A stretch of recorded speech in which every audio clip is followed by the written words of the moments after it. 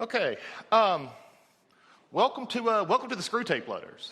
We've been talking about over the last several weeks. We've been going through C.S. Lewis's works. Spent a lot of time in the Ransom trilogy, not the Space trilogy, as we learned.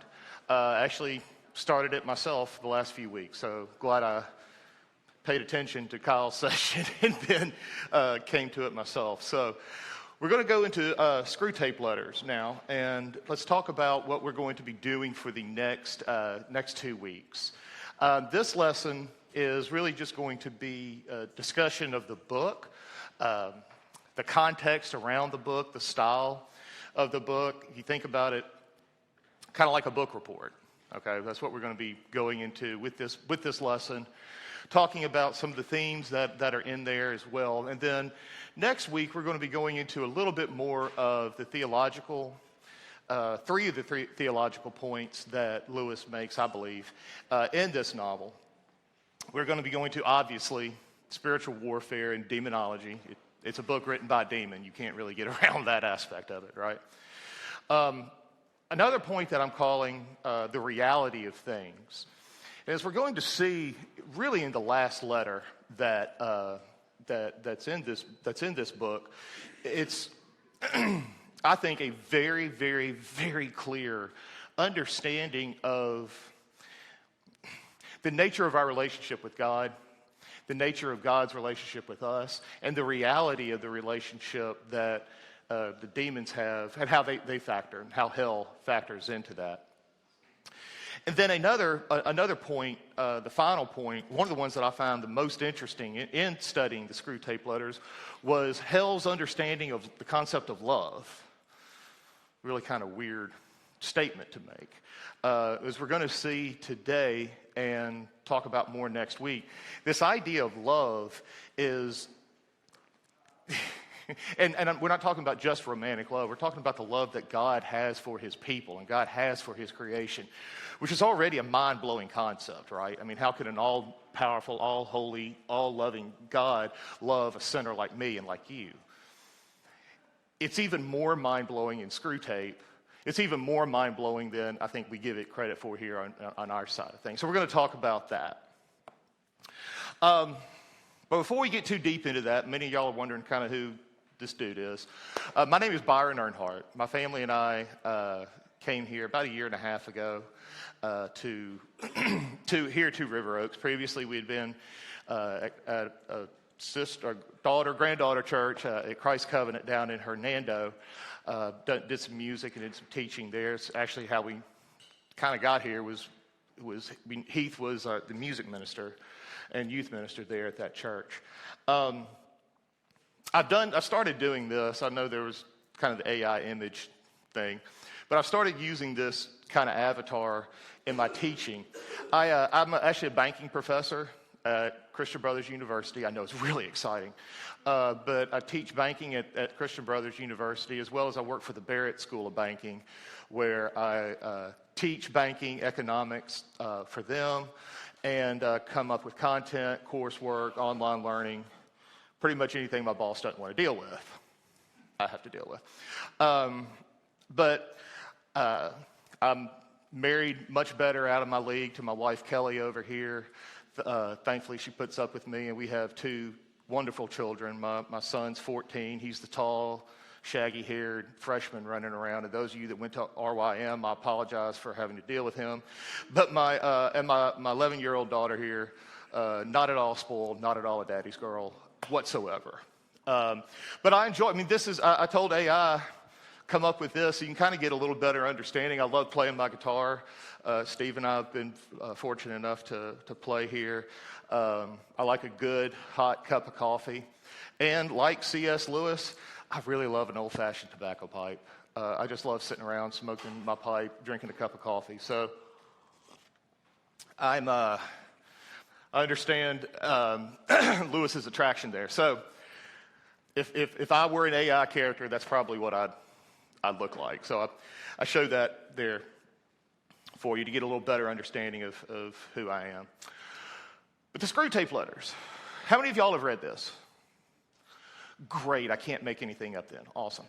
The Screwtape Letters is a series of letters, 31 letters, that are written by Screwtape, okay, to his nephew Wormwood. They're demons. Interesting idea. This style, in this book, the senior demon, Screwtape, is advising his nephew Wormwood how to handle situations with the patient, okay? The patient is just and we'll talk about him in a second, he's Joe the plumber, John Q Sixpack, John Doe, whatever you want to call it, he's an everyman. There is one thing that I wanted to say about the style of book. You see this style of book where it's just a collection of letters. There's no continuous plot theme. It's not like the Ransom trilogy where, it's chapter 1, they do this, and chapter 2 picks up right there. The letters are actually, in some ways, chronologically out of order, which makes it so much fun to outline. It is... we see here that Screwtape is probably an unreliable narrator. I mean, even Lewis says so in the preface. There are several themes here that we do want to address, obviously, that come up when we start thinking about it. It's going to deal with spiritual warfare, temptation. We're going to need a lot of temptation and how it works. Love, morality, and free will. I found this quote by Lewis in reference to the Screwtape Letters in a 1961 edition. It's one where he picks back up the pen he picks back up the pen to do what's called Screwtape Proposes a Toast. Very interesting. I did not address it in this lesson just because I want to kind of keep to the book. But I thought it interesting. Though I had never written anything more easily, I never wrote with less enjoyment. I think it's interesting that Lewis says this because he's saying, obviously, it came easy. Boom, boom, boom, quick, However, he hated it. It was not very enjoyable. And can you blame him? He has to get into the mind of a demon. Okay? There's not really any other nicer way to say this. And when you're writing and when you're an artist or something, to be able to get into the mind of your subject and spend time in there, it's one thing to do it with Ransom. It's another thing to do it with Aslan and the kids in Narnia. But when you're in one of the chief demons' minds for a considerable period of time, it takes a pretty good toll. And I find that interesting because to me that says the psychological impact, the amount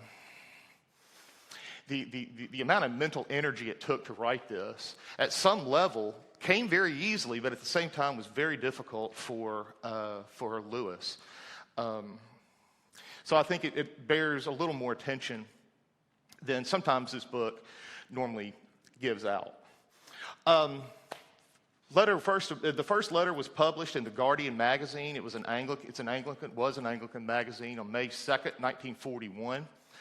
Listening to a podcast about this, they made the statement that it possibly came up from the idea Lewis was bored in church. And they made the comment, I was like, see, even boring sermons, God uses even boring sermons. I'll leave that there. But I think it's interesting that Lewis spends his time there. It comes right before and leading up into the BBC radio talks that became Mere Christianity. If you've read that book, Mere Christianity is a nonfiction work that provides a theological/philosophical defense of the Christian faith.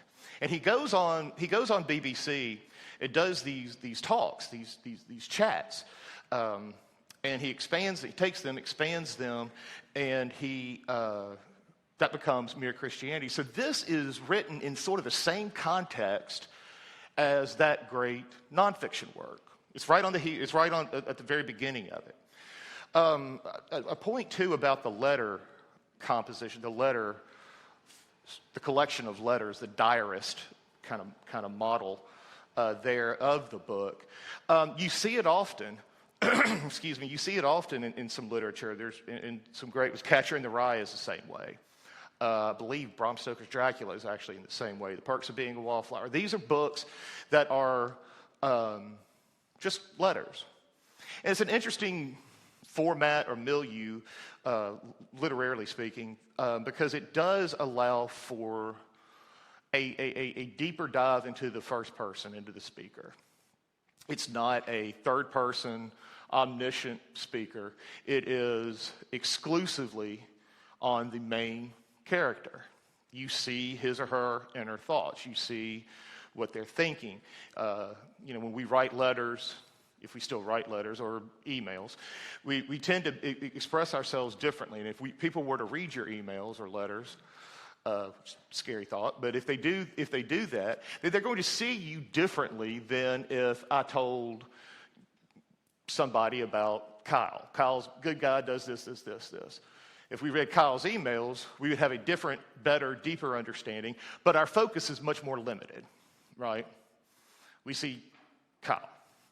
I think, too, it's important by the way, I was born and raised here in Memphis, grew up at Bellevue, actually walked the aisle and got dunked at Old Bellevue. So I come from a Baptist background, so I like to move around. I might get a little loud, and I apologize for that. My students make fun of me during my balance sheet lecture. I've been known to circle the classroom 3 times. So moving back and forth like this is about as controlled as I'm going to be. So I say that up front. When we're talking about the Screwtape Letters, though, it is impossible, I think, to not talk about the London Blitz. What was the London Blitz? The London Blitz was a massive aerial campaign against Britain during World War II. 57 consecutive nights, often during the day too. Starts in September of 1940, ends in May 1941, as you remember. So Screwtape Letters comes right after, on the heels of the Blitz. Okay. Initially, what was happening was the Germans were wanting to gain air superiority over the British. Largely, this was a response to an attack that the Brits had over after Germany had accidentally bombed London. They're just going back and forth. So I jumped ahead in my notes, sorry. But this is a massive bombing. There's something like 43,000 civilians are killed during this time. Most of them are in London. Over 1 million homes are destroyed. This is a massive hit to the psyche of the British people.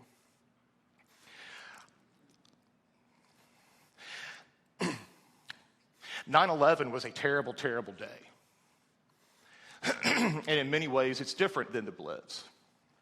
But think about our national psyche the night of September 11th and September 12th. Put a few more days into it if we're going to extrapolate that. That's the mindset that the British people had during this time. This is a very scary time. People were having to hide out in the tunnels, in the subway tunnels down here. Kelly and I watch a YouTube show called Tasting History. And a great show. If you like food and you like history, it's a great YouTube show. But he did a recipe from a soup kind of co-op that grew up through some of the churches, by the way, in the tunnels down here. And it's just a vegetable beef stew. And we were talking about this. But can you imagine, 2 months of having to organize this, having to eat? What does that do to the national psyche there? I just find these pictures really, really interesting, and speaks to the hit on the faith of the British people and what was going on. This picture especially struck me. It's an aerial, obviously. It's an aerial view of the city, the River Thames. But the German plane, the German cross on there, that's a really impactful image. When you think about all things Nazi, right? Look at this, all these homes that are destroyed. People out there fighting the fires. The impact that it had on children. And what we found, or what has been found, was that this 57-day attack by the Nazis in over essentially London and other cities in England had massive, massive psychological impact for generations to come. The idea of the British stiff upper lip, the keep calm and carry on meme that you may see on Facebook or whatever, stems from this time. And at some level, that's a very good, healthy response.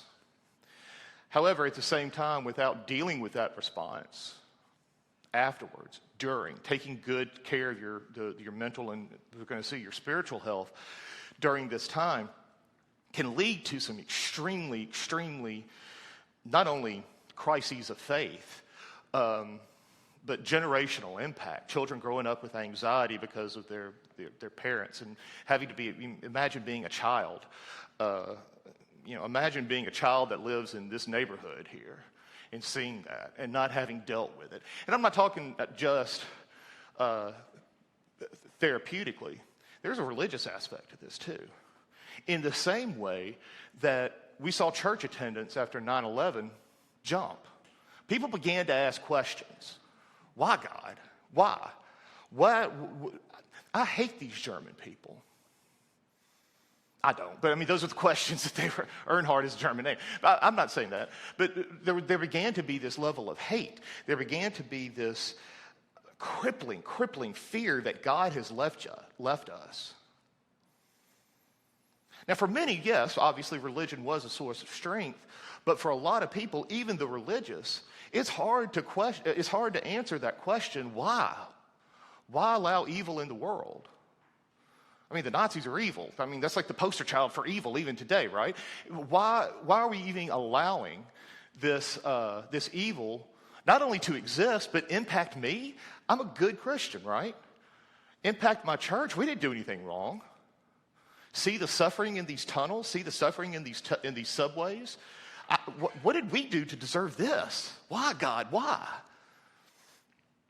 We have to understand that. And actually there's some studies that I briefly read and had summarized that mentions that this is a generational impact, both psychologically and religiously, in the British nation. So Lewis decides, hey, I'm going to write a novel from the perspective of a demon. Which is, obviously what you do. So we began to see this fear, this uncertainty, moral testing, this social anxiety. So if you have read Mere Christianity, and I'm going to assume that most of you that raised your hands for Screwtape have actually read Mere Christianity as well, think about those two kind of together. Think about these two as sort of the same, different sides of the same coin, okay? Because they're both written in the same context, and they're speaking to an issue that we as Americans have tasted 24 years ago.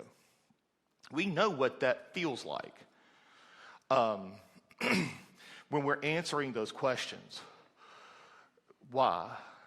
And immediately when you ask that question, it really is not a far distance to go, what's the point? What's the point of all of this? Why are we even going through this? That is the question that Lewis is attempting to answer. And he's doing this through a nonfiction work, 31 letters written by a demon, to explain and sort of answer some of those things. Now, for those of you that have not read the novel, it is a little bit different than your normal novel. It's really weird to read a novel, especially one of spiritual quality, and hear God referred to as enemy. It kind of feels dirty. This is the only way I can describe it. It feels kind of weird and wrong to think about God as the enemy and to think about these things that he's saying, because you're not really pulling for Screwtape. I mean, you still know he's a demon, but as you're kind of reading, as you're kind of learning and reading along, following the plot, and I'll tell you why I put it in air quotes in a minute, you got to kind of keep in your mind, it's kind of bizarro world. Up is down, down is up. You kind of have to root against the protagonist, which is a weird thing to think about, but you kind of have to do that. So if you haven't read it, I encourage you to read it. It'll make you think. It'll kind of push you to question some of your beliefs, not in a bad way, but kind of test you a little bit, which is never a bad thing. Kind of outline. There's basically 3 characters in the book. We have Screwtape, obviously. He's the protagonist. He's the one that writes the letters. He is a senior tempter in hell. Hell is kind of described in this book almost like a very big bureaucracy. Okay, it kind of, I hadn't thought about this. It kind of resembles the structure and the level and sort of the bureaucracy of like INGSOC in 1984. If you've ever read that, it kind of becomes this sort of big, faceless, immoral bureaucracy that the Screwtape and Wormwood are working in. He is an unreliable narrator, which makes it even more fun to try and teach, because you don't know really what he's saying, or what if he's saying, does he believe? Is he really thinking, or what he's telling Wormwood, is it true even within the context of this situation in hell?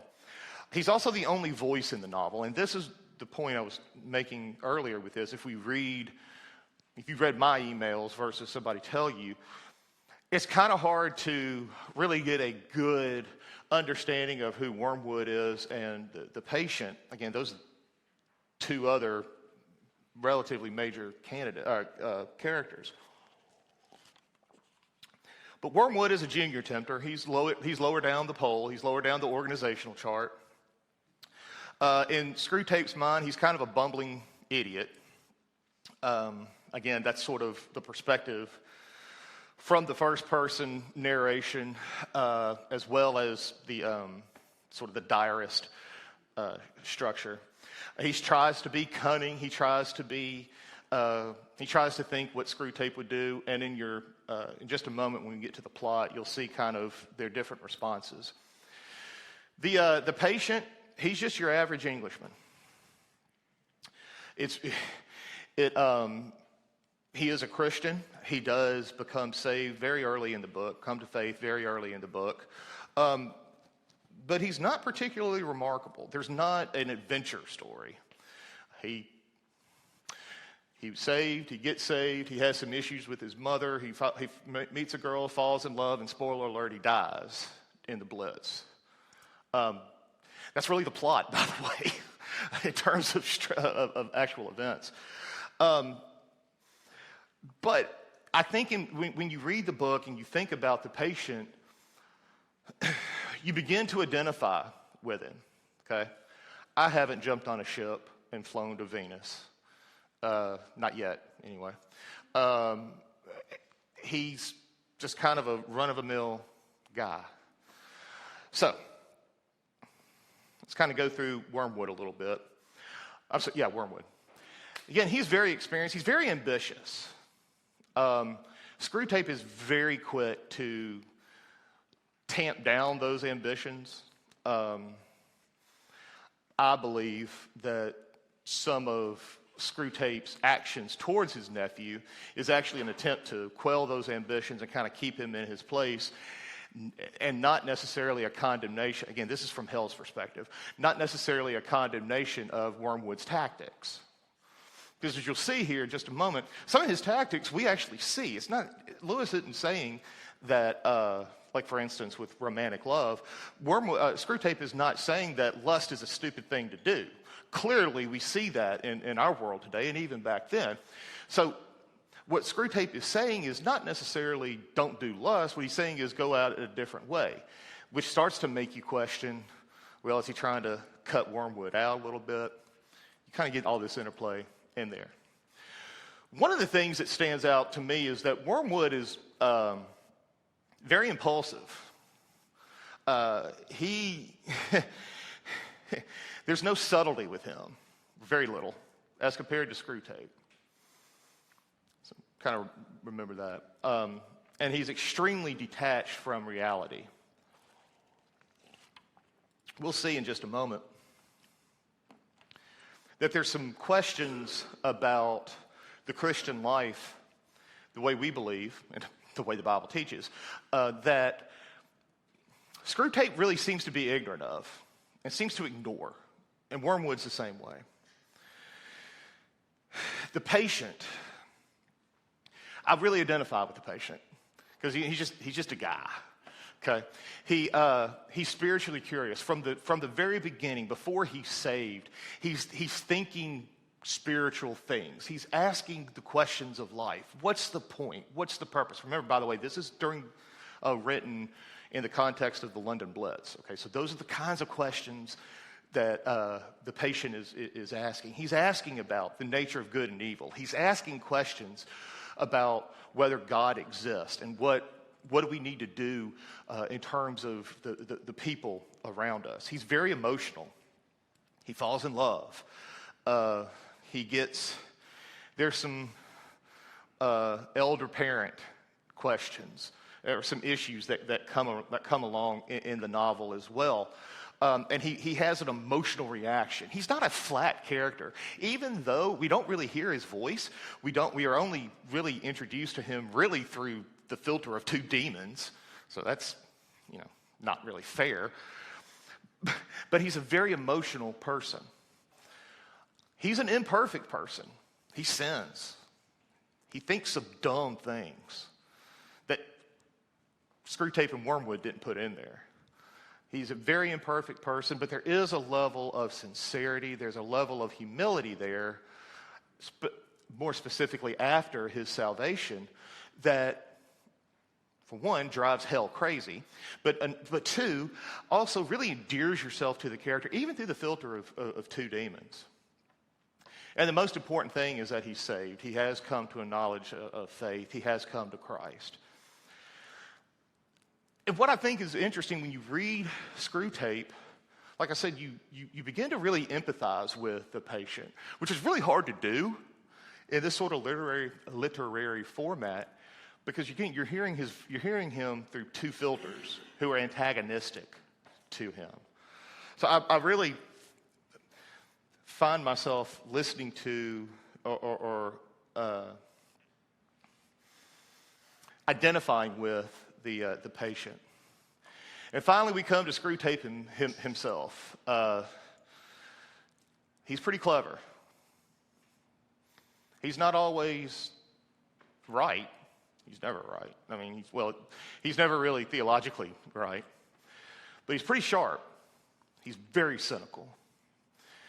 Letter 12, and I did my best to cite, I think there's some. I was looking back this morning. I was like, I forgot to cite that, so sorry.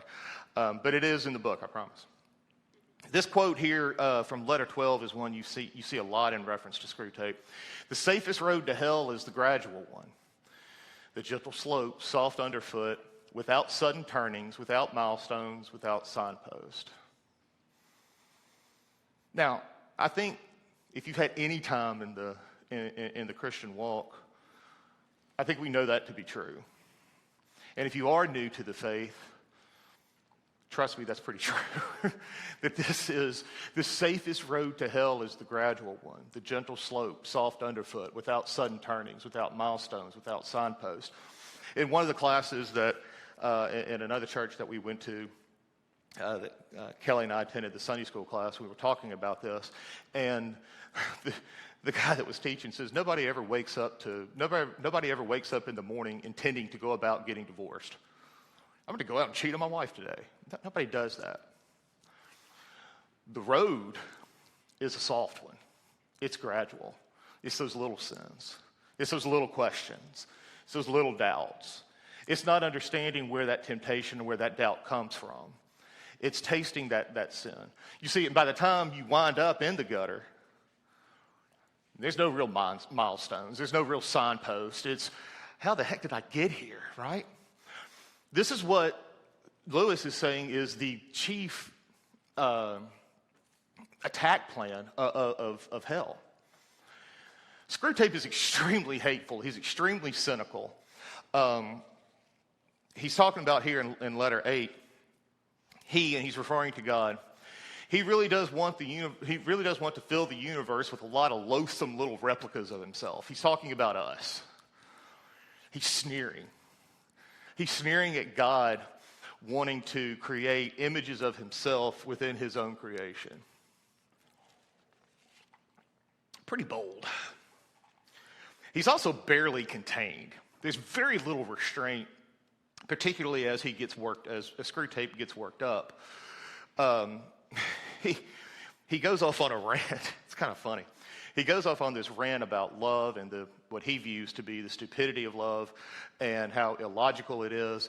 And all of a sudden, the writing stops, and he turns into this large centipede. It's got a lot of medieval kind of overtones to it, but it's kind of like the Tasmanian devil. He's spinning off, like, he comes out as this centipede. He also becomes extremely enraged at the loss of the patient at the end. Okay, his soulless intellect too comes out, and in letter 23, he's discussing the idea of the historical Jesus and using that as a counter to some of the patient's thoughts and ideas and the faith, and really the faith in general. He says the earliest converts were converted by a single historical fact, the resurrection, and a single theological doctrine, the redemption, operating on a sense of sin which they already had. And sin, not against some fancy dress law produced as a novelty by a great man, but against the old Platitudinous universal moral law, which they had been taught by their nurses and mothers. The Gospels came later and were written not to make Christians, but to edify Christians already made. Just sneering at the idea of the cross and the gospel. Now, on the handout on the back, it looked like this. I outlined the stages of the patient's life. The letters are, by and large, chronologically, but there are some jumps and some jump backs that make it a little bit difficult. And so we're going to go through each of these stages briefly and kind of talk about what Screwtape's attack plan is. And you've got there in the middle Wormwood's strategy. So these letters are in responses to Wormwood's letters to Screwtape, basically saying, hey, Unc, this is what I'm planning to do. What do you think? And then we have Uncle Screwtape's response. Okay, so in the first part, before the patient is saved, he's spending a lot of time thinking about ethics, more or less, religious things. Screwtape's response is not to think about Wormwood to tell him not to think about things in terms of true and false. Right is right, wrong is wrong, black is black, white is right. That's old school. That's passé. And he begins to start labeling different thoughts. Okay? He claims that hell has changed this idea from things aren't necessarily true or false, but they're practical. They're academic. That's old. This is contemporary. That's a jargon. That's religious jargon. There's much more smart arguments for this thought than what the old talks about. By the way, does that sound familiar to any kind of discussion about morals or religion today? Your man has been accustomed ever since I love this quote. Your man has been accustomed ever since he was a boy to have a dozen incompatible philosophies dancing around together in his head. Well, that's a strong statement to parents, by the way, about grounding our children in the faith. It's funny how mortals always picture us as putting things into their minds. In reality, our best work is done by keeping things out. This goes back to what we've been talking about earlier with Lewis's preoccupation in ancient wisdoms, ancient things, right, wrong. And hell is saying, look, the idea of right and wrong, that's passe, don't worry about that. Platitudes, philosophical arguments. And we see this start to change and start to evolve along the patient's life as he progresses in Christianity. Okay, and in the on the plot outline in letter 1, he immediately starts talking. Screwtape immediately begins to start advising Wormwood not to get into an argument. Don't get into an argument with the patient. Because, again, he says the trouble about argument is that it moves the whole struggle to the enemy's own ground. By the very act of arguing, you awake the patient's reasoning. Sort of saying, like, stand firm against the devil, right? Don't get into an argument. As a matter of fact, because the argument, we don't have the truth on our side. We get into an argument where logic, where reason, where strong moral foundations are discussed, hell loses. And Screwtape knows that. So keep it out of his mind. Just distract him. Don't get into conversations about things that are right and wrong, or conversation with things that are moral. Also, as an economics professor, he says, well, if he's going to argue, if the patient's going to argue, put his mind to things, to pursuits like economics and sociology. Ooh, economic professor. Ooh, sorry. He's got a point, though, only because economics and sociology tend to be grounded here on earth. There is the invisible hand. We have this humanistic view of sociology. And not saying that these pursuits are bad. I hope Lewis isn't saying that they're necessarily bad and evil. But it does keep the mind distracted from the things of God. The patient is converted. One of the things that, and I alluded to this earlier, one of the things that really comes out, or you think about while you're reading the Screwtape Letters, is when you read it from a Reformed perspective, or our Baptist friends, anybody that believes in the perseverance of the saints, once saved, always saved, you start thinking like, doesn't he know this isn't going to work out? I mean, Satan knows he's defeated. He knows the end of the story. Doesn't he know this isn't going to work? Because there are some things in Screwtape that does begin to assert that Screwtape believes, and this has already happened, that people have lost their salvation. Again, the Bible teaches 180 degrees opposite, okay? But it did make me kind of think, because then if Screwtape is an unreliable narrator, then does he know? Is he trying to trick Wormwood? You can just go down the rabbit hole trying to work through this. So I cut through the chase, emailed Kyle, did some research. It's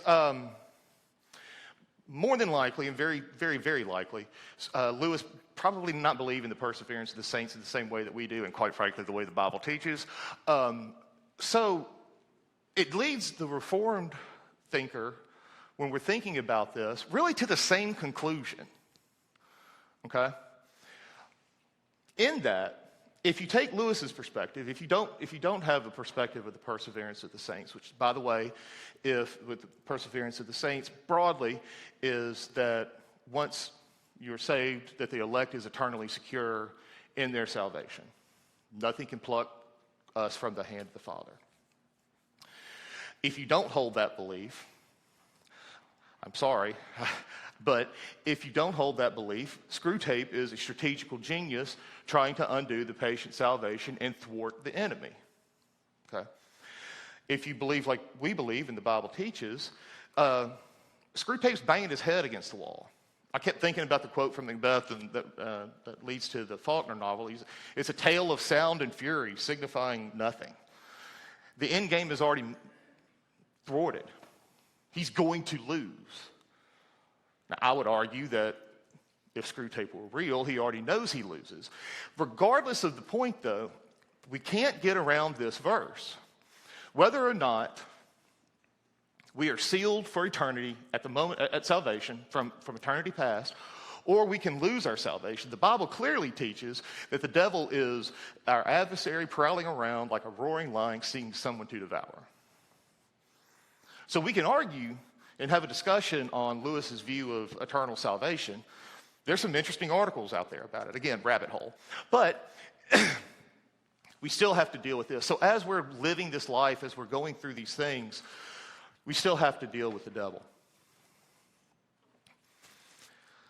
We talk about as the patient goes through life, he's focused on learning how to pray. This is a great quote. For if he ever comes to make the distinction, if he ever consciously directs his prayers not to what I think thou art, meaning God, but what thou knowest thyself to be, our situation, hell, is desperate. It's a great statement on worship and prayer. That's a great statement there. When he talks about the church, and we're going to talk about this next week a good bit, a moderated religion is as good for us as no religion at all, and more amusing. You see the idea. The worldly friends touch him on one side and the grocer on the other, and he is the complete, balanced, complex man who sees round them all. He deals with the temptation of basically looking down his nose at people within his church. And the patient is trying to find the suitable church. We've heard people like this before. I don't like the music. Except here, the music's really good, right? But I don't like the music. That pastor style doesn't really gel with me. I don't like their Sunday school lesson. There's poor folks over there. There's rich folks in that church. I don't want to deal with them. That's part of Satan's attack on the church and on our lives. I said earlier that there were some issues with the mom, probably stemming some of Lewis's own personal relationships during this time. But Screwtape, basically the patient is now sort of getting into that time of his life where the parents are getting older, or his mother is getting older, and he's struggling with the idea of, I don't have enough time. She's annoying, right? So, and we can use this and extrapolate this into a lot of different discussions. But when we're dealing with, when the patient is dealing with somebody that is annoying. I'm just trying to say, be nice around it. That is annoying. That is constantly draining his mental energy. Screwtape is saying, look, keep these in mind. Keep his mind off of the most elementary duties by directing it to the most advanced and spiritual ones. Get real spiritually with, in your mind when you're thinking about these annoying people. Get real spiritually. Get real churchy about it. Render those prayers for the mother to be innocuous.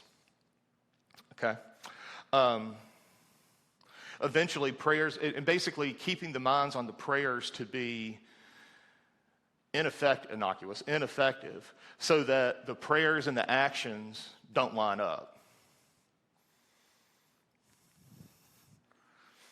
Screwtape even brags that he has a patient who will both pray and beat his wife. Press the peccadillos, the tones of voice. Those annoying people are annoying in our lives for a reason. They do things that annoy us, right? But so Screwtape is telling Wormwood, go all in on those. If it's her tone of voice, the patient needs to hear that tone of voice cranked to 11, okay? And I think there's a discussion too, don't have time to get into it, that there's a possibility that the mom represents sort of the prodigal's older brother. Very pious, very pharisaical, very, why aren't you doing this for me? I have the right to do this. There's a spiritual dryness time in the patient's life.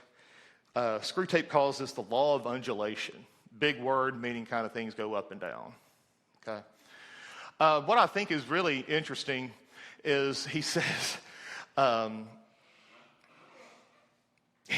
God, relies on the troughs even more than the peaks. Therefore, the trick is to see how the enemy God is going to use those troughs and respond accordingly. And here in this part, in letter 8, Lewis really begins to detail the outline, the differences between the view of the enemy and hell's view of humanity. God has what he calls an appalling, his love for us, God's love for us is what he calls an appalling truth. But look at how hell views us. Humans are food. Hell absorbs us. We suck them in. They're nothing better than cattle. We are empty and we would be filled. The demons, we are empty and would be filled. The whole point of the war is to fill this nagging hole that hell has for us. But look at and this is the devil admitting, or Satan, or the demon admitting, the deep love is something that is an appalling truth they can't get around. We are replicas of himself who choose him. He views us as servants and sons. We give outward. God wants a world full of beings united to him, but individually distinct. When we think about why we are attacked, why Christians face temptation, this is their view of us. All right, great. We're going to get more in love and marriage next week. Sorry for y'all that are watching on YouTube for that. We're going to get more on this idea of love next week. But know that it completely sends Screwtape over the edge. That's when he becomes like the centipede. Okay? This idea, too, of darkening the intellect before a moral assault is big, too, because remember what we said, if the intellect is intact, if we have to get into an argument, hell's lost. So they darken the intellect, and this comes from Ephesians 4:18. They are darkened in their understanding, alienated from the life of God because of the ignorance that is in them due to the hardness of their heart. Because of time, I'm going to jump ahead to the last one on this, because I think Screwtape Letters is one of those books that the ending kind of opens up the entire thing. Okay, it's like a movie that you really need to watch 2 or 3 times to get. The twist ending at the end, you know, he sees Bruce Willis because Bruce Willis is dead, that kind of thing. You know, you got to go back and rewatch it. You've got to understand really the points, and we're going to spend a ton of time, or the lesson, really hitting these points next week. But 31 is the final victory over hell. It's the true riches of the Christian life. We see the deep-seated hatred of hell for the Father.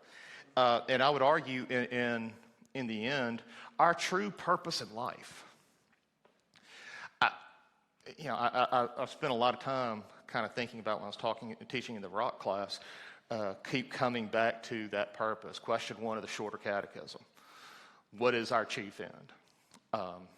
And I think that's what we're going to see here.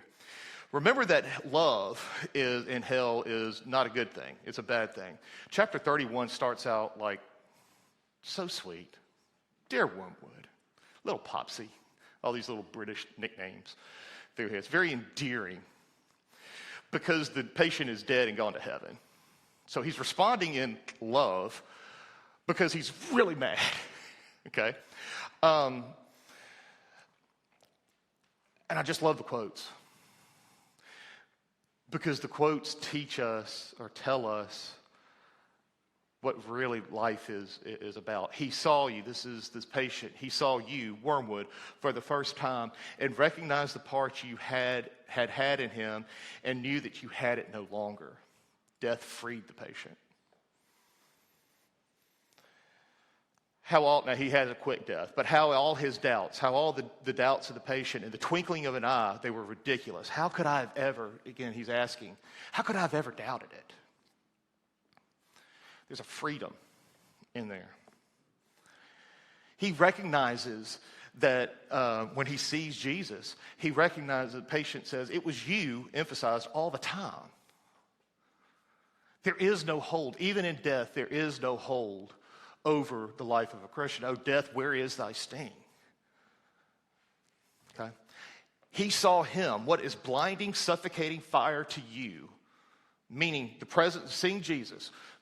For the demon, the presence of Jesus is blinding, suffocating fire to you, is now cool light to him, is clarity, and wears the form of a man. The patient now has a clearer understanding of his own sins before God, better than even wormwood or Screwtape have. And you think about that.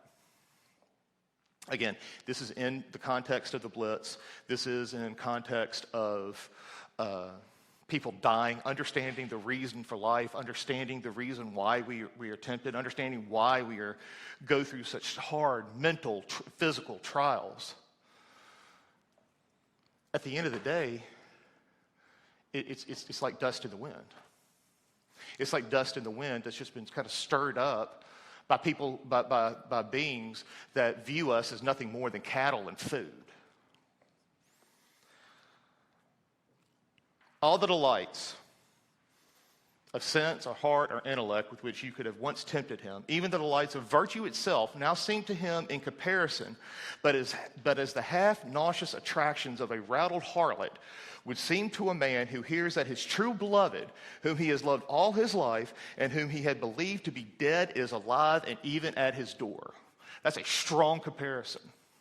The truth of God, I'm getting into next week's, I'm sorry, but the truth of God, the truth of who we are in Christ, our whole purpose in being, why God created us,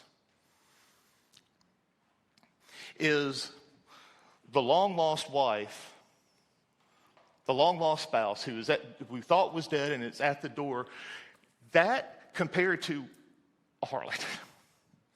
That's the difference. And I love this quote here too. Screwtape says, if only we could find out what he is really up to. Talking about the Father. Very, very impactful letter as well. So what's next? As you can see, these 3 points kind of interweave themselves into each area of the plot. We've got to talk about more demonology again, right? The reality of things, why love is heretical, and hell. So we're going to be leaving sort of that doublespeak of Screwtape. Thankfully, it's really hard to talk about the enemy being God, but we're going to examine scriptures that point back to these points and talk about them. So, thank y'all. Any questions? Any thoughts? Yes, sir. Well, the seed on rocky ground. I think maybe. I think they know that. Obviously, they know who Christ is. They refer to him as the Son. They know about it.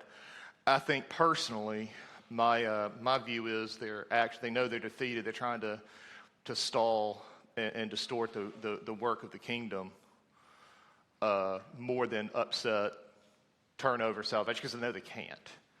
So my personal belief is that it's more disrupting to the kingdom, that they don't have to attack in order to stop or thwart or stall God's plan. It's easier to attack a Christian and keep him or her confused, befuddled. Very similar to Paralandra, first chapter of Paralandra, where Lewis is going out and becoming confused as he moves towards the house. I meant to make that point, sorry. And rather than those that are condemned to hell and are never going to accept, they don't have to spend as much time if they understand that concept. That's just my personal. Yeah, I agree. Well, for those on recording, we're discussing about the demon's view of the perseverance of the saints, that they have access to the Lamb's Book of Life and things of that nature. Yeah, I think clearly we have a change of heart. We are new creatures, and so therefore, and thankfully I don't have the perspective of hell, but from the perspective of hell, being new creatures, being sons, joint heirs with Christ, it stands to reason that a demon would view us differently than the unsaved. So again, why even bother with that if they know they can't undo the salvation?